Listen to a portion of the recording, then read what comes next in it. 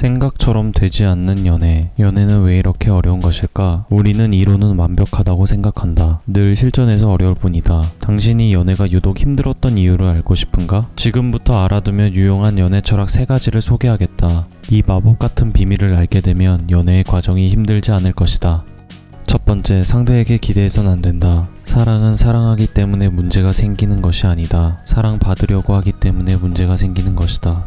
사랑받으려고 하는 마음은 상대에게 기대하는 심리가 일어날 때 생긴다. 여러분도 경험해 봤을 것이다. 내가 상대에게 기대하는 마음을 가져도 실제로 지켜진 적이 없어 실망한 적이 있을 것이다.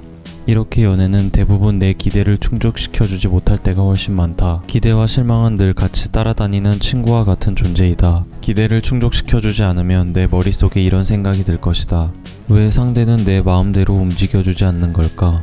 그 사람은 나를 사랑하지 않는 걸까? 라고 말이다. 하지만 조금만 다시 생각해보면 상대가 똑같이 나에게 어떤 것을 요구하면 난 순전히 그 사람의 의견을 따를 수 있는 의향이 있는가? 아마 대부분은 힘들다라고 답할 것이다. 즉, 기대하는 심리는 나의 이기심일 가능성이 매우 높다. 사회적으로 부도덕한 행위가 아닌 이상 나에겐 당연히 지켜야 할 일이라고 생각하지만 상대에겐 힘든 요구일 수 있다는 것이다. 내 옆에 있는 사람을 기대 없이 사랑한다는 것, 그것이야말로 진정한 사랑이 아닐까 싶다. 두 번째, 본인부터 좋은 사람이 되자. 나의 인생은 나의 것이다.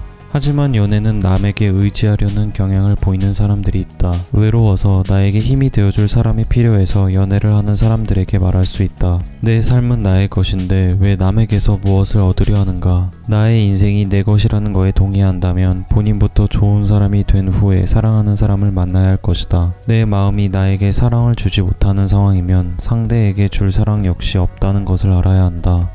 세 번째, 상대에게 맞출 수 있는 준비가 되어 있어야 한다.